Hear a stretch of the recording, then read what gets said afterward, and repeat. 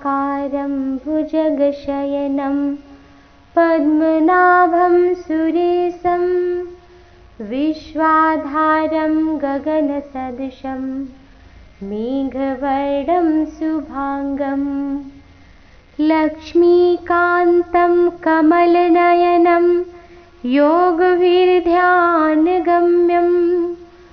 वन्दे विष्णु भवभयहरणं सर्वलोकैकनाथम्।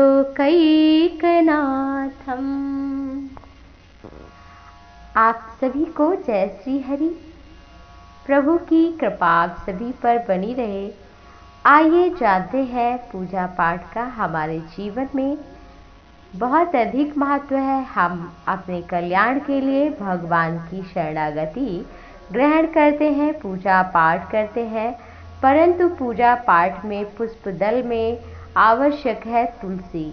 तो तुलसी की महत्ता क्या है, तुलसी भगवान को क्यों चढ़ाई जाती है और तुलसी कब तोड़ें कब ना तोड़ें, कब जल चढ़ाएं ना चढ़ाएं इत्यादि बातों की जानकारी भी होनी चाहिए, क्योंकि नियम से ही सूर्य निकलता है नियत समय पे और नियत समय पे अस्त होता है। हवाएं भी अपना काम कर रही है, तो ये जो चक्र है वो अपना नियम पूर्वक कार्य कर रहा है। तो हमको भी सारे कार्यों को नियम से करना चाहिए और पूजा पाठ में तो विशेष नियम का ख्याल करना चाहिए। विष्णु पुराण में तुलसी की बड़ी ही महत्ता बताई गई है। भगवान श्री की अति प्रिया है तुलसी। तुलसी के बिना भगवान श्री हरि भोजन प्रसाद कभी नहीं ग्रहण करते, यदि वो 56 प्रकार का व्यंजन भी हो तो भी। विष्णु पुराण में कहा गया है कि जिस घर में तुलसी का पौधा होता है उसके घर में नकारात्मक ऊर्जा नहीं होती है। आइए जानते हैं तुलसी की पूजा में कौन से नियम पालन करना जरूरी है, पत्ता रविवार को क्यों नहीं तोड़ना चाहिए।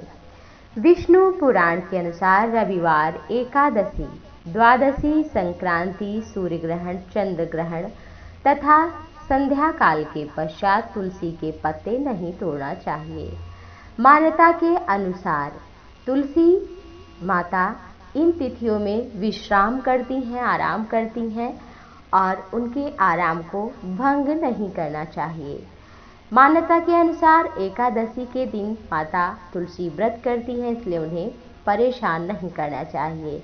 इन तिथियों में अगर तुलसी का पत्ता तोड़ते हैं तो गरीबी आती है, परेशानी आती है, नाना प्रकार के रोग आते हैं। अगर हमें तोड़ना ही है भगवान के लिए, यदि हमारे पास तुलसी दल नहीं है तब हम केवल भगवान के लिए तोड़ सकते हैं, वो भी भूल गए हो तो, लेकिन याद अवश्य रखना चाहिए, एक दिन पहले ही तोड़ के रख लेना चाहिए। रविवार और मंगलवार को भी तुलसी नहीं तोड़ना चाहिए, इस दिन भी माँ तुलसी आराम करती है। तुलसी का पत्ता जूता चप्पल पहनकर कभी नहीं तोड़ना चाहिए। शास्त्रों के अनुसार नहाए बिना तुलसी के पत्तों को तोड़ना ऐसे भगवान स्वीकार नहीं करते हैं। तुलसी के पत्तों को 11 दिनों तक बासी नहीं माना जाता है। इनकी पत्तियों पर जल छिड़ककर भगवान को पुनः समर्पित किया जा सकता है, लेकिन शिव जी, गणपति भगवान और भैरव जी को तुलसी दल नहीं चढ़ता है।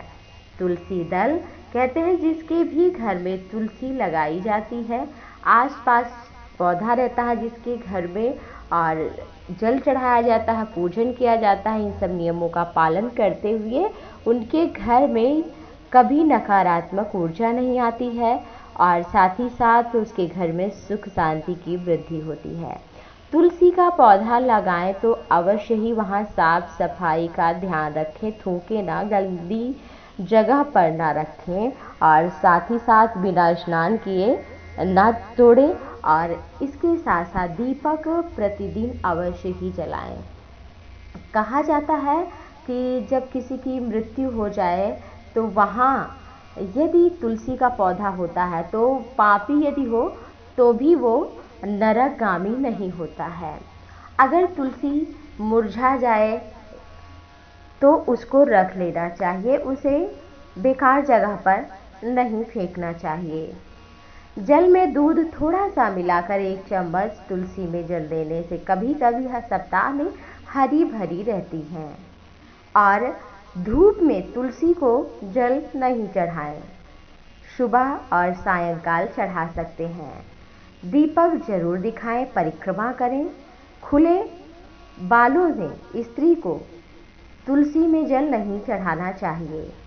भगवान तुलसी की पूजा करने से सुख सौभाग्य का प्रतीक मानते हैं।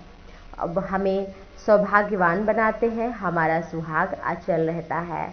सौभाग्य वृद्धि के लिए बालों को बांधकर मांग में सिंदूर लगा करके तुलसी को जल देना चाहिए। घर में तुलसी को चुनरी उड़ाकर रखना चाहिए।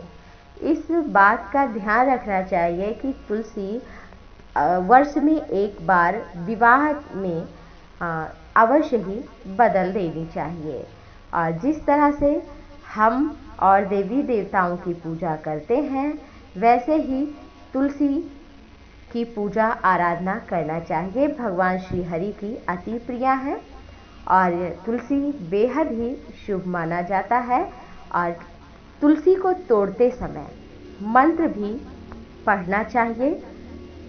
मंत्र तुलसी के तोड़ने का इस प्रकार है: महाप्रसाद जननी सर्व सौभाग्य वर्धिनी आदि व्याधि हरा नित्यम तुलसी त्वम नमोस्तुते।